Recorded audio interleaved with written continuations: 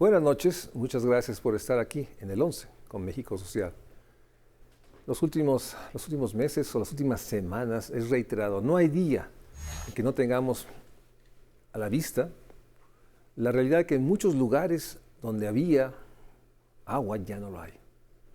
Donde se comenta que la presa llegaba hasta acá, ya no llega. Y empiezan las imágenes dramáticas de la gente buscando una pipa de agua. Empieza a comentarse la realidad de que son muy pocos los hogares que tienen agua todos los días, agua de calidad.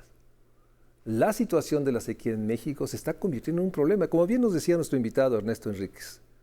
Un problema no solo del bienestar, es un problema de seguridad nacional y por eso agradezco muchísimo a tener aquí en el estudio al doctor Ernesto Enríquez, doctor en Derecho de la UNAM, porque sin duda es uno de los personajes que tiene una visión más comprensiva de la agenda pública y de las instituciones responsables, ya sea en salud o en trabajo, en todas las áreas. Ha estado Ernesto Enríquez y sin duda ha contribuido a construir y también a proponer acciones, propuestas de leyes y sin duda una mejor gerencia. Por eso, Ernesto, muchas gracias por estar aquí. Bueno, Luis, encantado. Buenas tardes. Y empecemos por esta parte. Sí.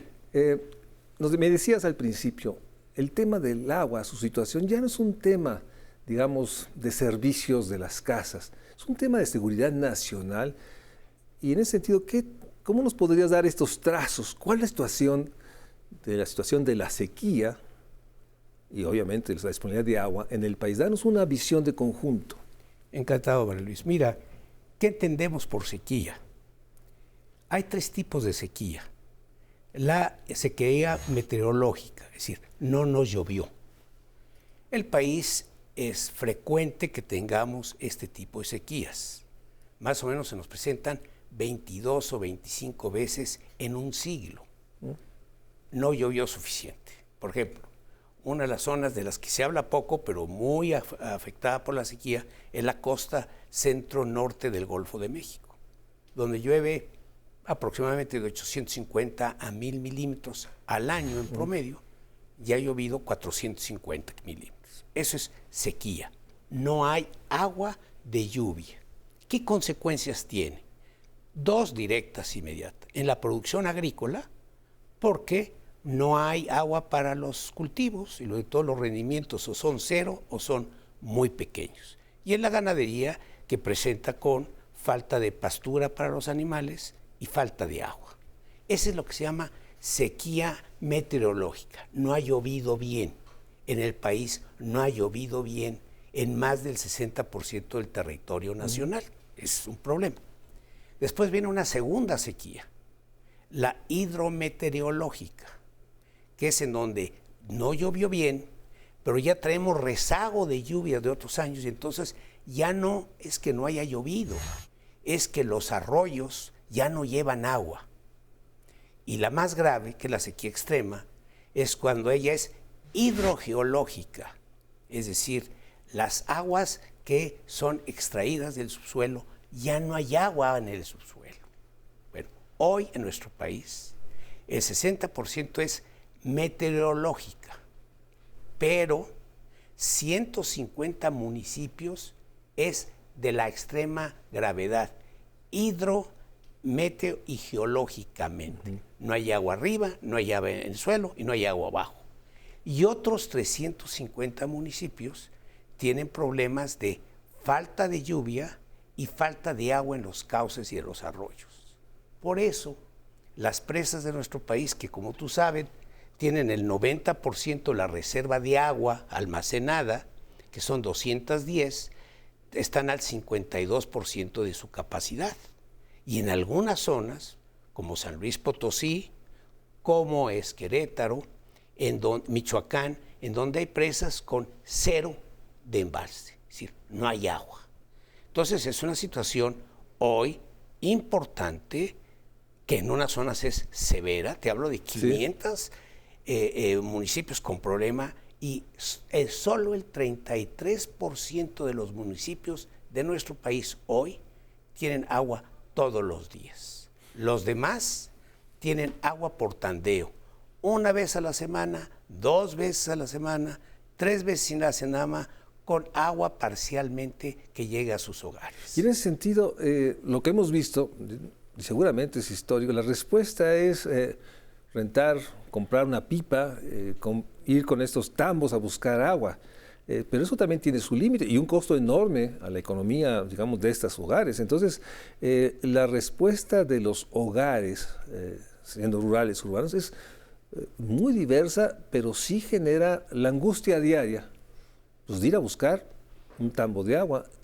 Háblanos de estas respuestas que ha habido, porque esto, como bien lo dices, ha sido cíclico, en algunos lugares permanente. ¿Cómo la población o cómo las autoridades han buscado paliar un tema que, ya hablaremos de eso, requiere otras acciones? ¿Cuál ha sido la acción de respuesta inmediata?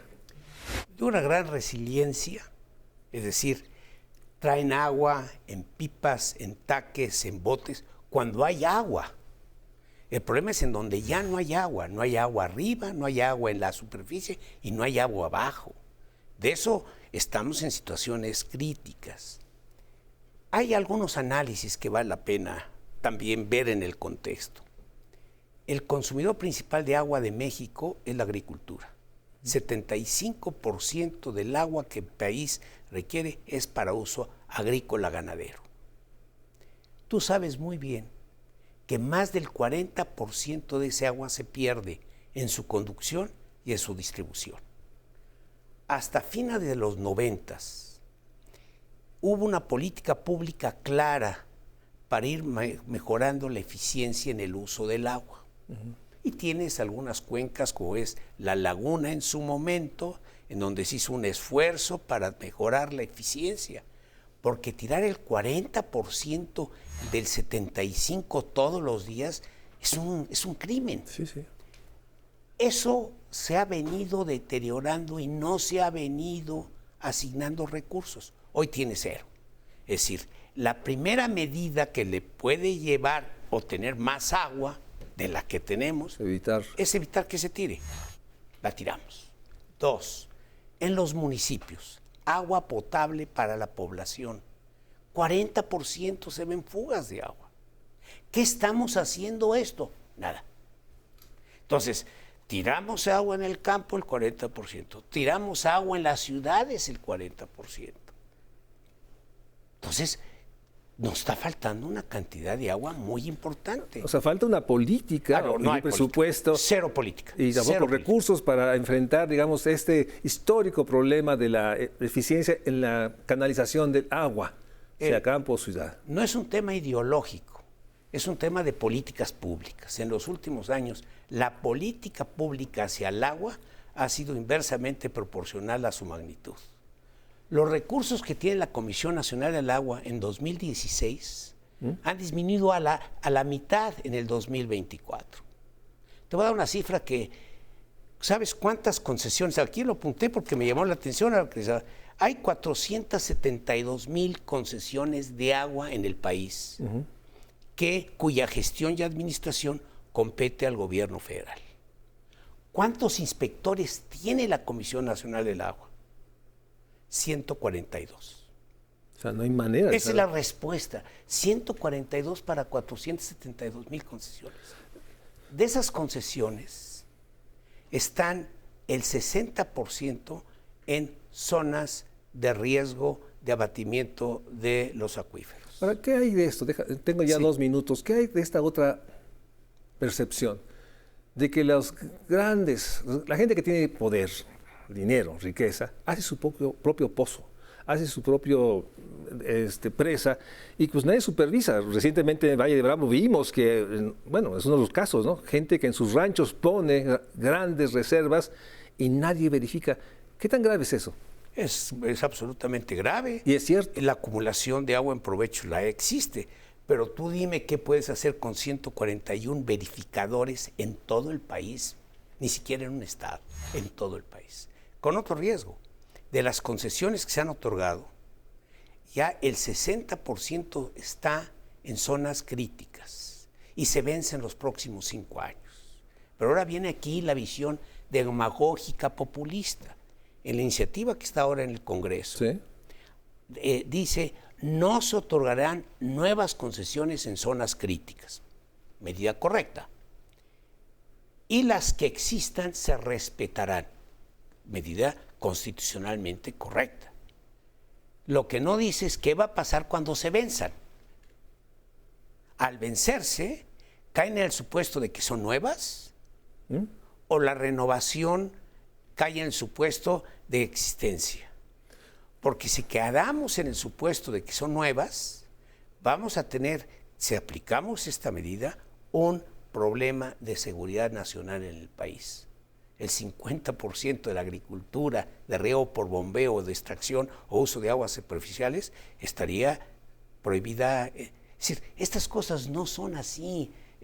Tienen que verse con claridad, con suficiencia y soporte técnico, y no es ideológico, no es político, es de política pública. Déjame ir a un corte, regresamos aquí con Ernesto Enríquez. Realmente nos damos cuenta, estamos mediados de febrero, ya es evidente la sequía o el estiaje, la sensación de que no hay agua, pero tampoco hemos discutido realmente que hay una enorme desigualdad y también una enorme ineficiencia de los organismos de agua, del Estado, de la política nacional, para enfrentar un problema que, como bien dice el doctor Ernesto Enríquez, no es un problema ni ideológico, no es un problema de partido, es un problema realmente que pone en jaque a la nación entera y puede, y seguramente está generando grandes problemas de seguridad. Hay malestar, hay incertidumbre. De eso hablaremos regresando del corte.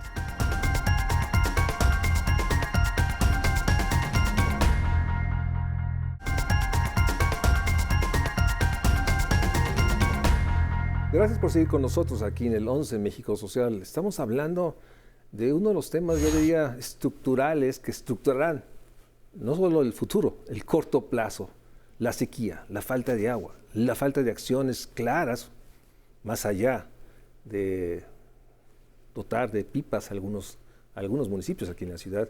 Y en ese sentido, hablando con Ernesto Enríquez, el doctor en Derecho de la UNAM, empieza a haber malestar, empieza a haber conflictos por el agua. Entonces, primero quisiera una reflexión de hasta dónde empieza a crecer el malestar, el enojo, y dos, ante eso, ¿qué es lo que se está haciendo y qué es lo que debería estarse planteando? Sobre todo en una lógica que están planteando un nuevo gobierno en el 24-30. Llévanos por ahí. Mira, dentro de la agenda de riesgos, hay 4 que pueden pasar de un antagonismo a una amenaza y convertirse en un riesgo tal. Uno de ellos es la escasez de agua. El otro, obviamente, es la inseguridad. El otro es la falta de medicamentos. Es decir, son 3 temas que están irritando a la población en forma severa.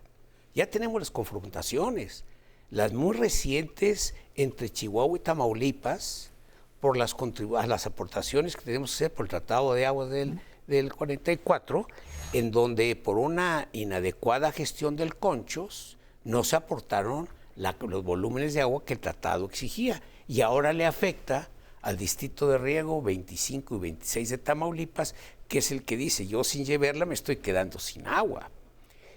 Tú tienes ahora el ciclo de producción más seguro que tenemos en el país, es el otoño-invierno, porque es el que se hace bajo condiciones de riego. Sí. Bueno, Sonora, Sinaloa, Tamaulipas, Chihuahua van a tener una severa caída en la producción de alimentos. Es decir, vamos a importar, esto ya es algo que es inevitable, no menos de 22 millones de toneladas de maíz, la importación más grande en toda la historia de México. Eso no quiere decir que vaya a faltar maíz, se va a importar. Recursos, sí los hay, porque la balanza agroindustrial de nuestro país es superavitaria.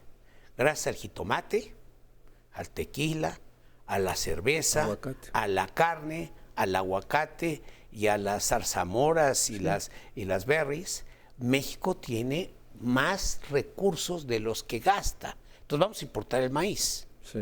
Pero son 22 millones de toneladas que vamos a dejar de destinar a otras cosas. vamos a importar frijol.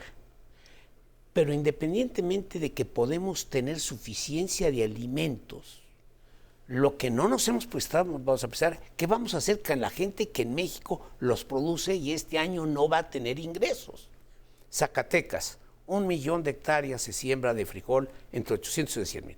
Su producción pico son 450,000. Este año va a tener 80,000. ¿Qué va a hacer la gente que vive de esa parte? Pues está yendo de migración. Es decir, estaba revisando las cifras de migración de nuestro país, que no son menores. Sigue siendo la tercera parte de la migración total de Estados Unidos y la primera, y en números absolutos son 750,000 mexicanos, ya no van tanto en busca de trabajo, van por inseguridad y por desplazamiento, por falta de oportunidades en nuestro país. Y ahí está el agua. El tema es que ya no pueden sobrevivir con lo que el agua. producían. Y además, ¿qué hacemos con esa población que trabajaba? Pero además con otras cifras. Mira, tú lo conoces mejor que nadie. El 60% de los pobres más pobres están en el campo. De los mexicanos que están en el campo, el 30% son mayores de 65 años. Entonces, sin ingresos porque no hay producción, sin agua porque no hay en sus comunidades, si esto no es un tema crítico, social, económico y políticamente, ¿dónde lo quieres encontrar? Entonces, sí, el tema nos ha generado con Estados Unidos diferencias importantes en toda la cuenca Colorado-Bravo. Ha creado diferencias entre los estados colindantes, caso Chihuahua, el caso Tamaulipas. Está creando problemas entre las poblaciones, ve el Estado de México por el Cutzamala. ¿Sí? Entonces, los brotes están siendo en todos lados. Y espérate a marzo, abril y mayo, que el estiaje se hace más grave, que las temperaturas suben, que la evapotranspiración se incrementa. Por ejemplo, Valle de Bravo. Cada mes que pase Valle sin que llueva, 1.5% de total de su capacidad se evapora. Súmale 5 meses, ¿cuánto? Es 1.5 por quincena, o sea, son 3 por mes. En 5 meses son 15. Si tiene el embalse 30, ya perdiste 15. Es decir, la fecha crítica de junio está ahí. Entonces, sí es un problema que no hemos dado, no hemos abordado, y en política pública la no asignación de recursos es demagogia. Ahora, mira, existía la antigua Secretaría de Recursos Hidráulicos, después Sagar, Pasarche, ahora se da Secretaría de Desarrollo Rural. Había un grupo de técnicos de excelencia, reconocidos en el mundo, ingenieros hidroagrícolas, ingenieros civiles, hidráulicos y agrónomos. Entonces había proyectos. Había un proyecto, lo hay, el plan de mejoramiento parcelario, que sufrió la eficiencia del 40 al 75. Ahí están, probado. Está todo el programa de infraestructura para el desarrollo rural. María Luis, tenemos más de 2 millones de hectáreas que se pueden regar por bombeo, que por problemas de organización, de conflictos entre las partes, no se pueden poner a trabajar. No estamos haciendo nada. El presupuesto de ahí bajó 5 veces. Todo el presupuesto para apoyo a la ganadería se fue a 0. Y las dimensiones que tú también conoces, las entiendes en términos de salud, de enfermedad. Porque agua de muy baja calidad, imposibilidad de hacer lo mínimo, lavarse las manos, etc., va a generar una serie de enfermedades. María Luis, tú lo sabes muy bien. El 75% de las enfermedades se pueden controlar con 3 cosas. Pisos firmes, leña, combustión de leña sólida, ¿sí? que no y tercero, agua potable y letrinas. Esas 4 es el 75% de las enfermedades gastrointestinales y del sistema broncorrespiratorio del país. De esto, ¿qué estamos haciendo? Y vacunación. Sí, claro. Y a todos estos recursos para abajo, para abajo, para abajo. Obviamente estamos gestando un problema que ni siquiera los apoyos directos en efectivo van a paliar. Ahora, ¿de qué sirve que me des 3,000 pesos como adulto mayor Si por pipas me tengo que gastar 2,000 pesos y en medicamentos tengo que ir y gastarme 3,000, pues mejor me hubieras dado el agua y me hubieras dado los medicamentos y no me des el apoyo directo. Perdón por la pregunta, pero tenemos 2 minutos. Sí. ¿Qué va a pasar? O sea, ¿cómo te ves? ¿Cómo nos vemos? Espero estar aquí el próximo febrero del 25. ¿Cómo estamos? ¿Cuál es la inercia? Porque además estamos en una campaña que distrae todo y que estamos pendientes también de Estados Unidos, etcétera. Una campaña que también, tú y yo lo sabemos, paraliza lo que más o menos se hace en los gobiernos, porque están en otras cosas, porque están cerrando. ¿Cómo nos ves en el febrero 25? ¿Cómo vamos?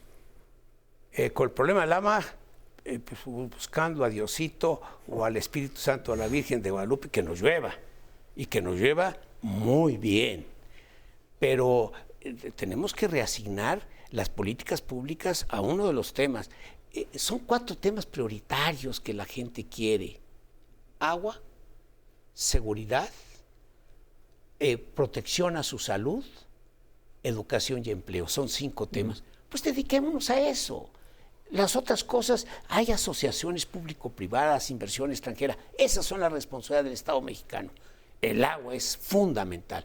Y sí hay acciones. 1, ¿sabes cuántos metros cúbicos por segundo tiramos? Es decir, mandamos al drenaje en el país 250 metros cúbicos por segundo.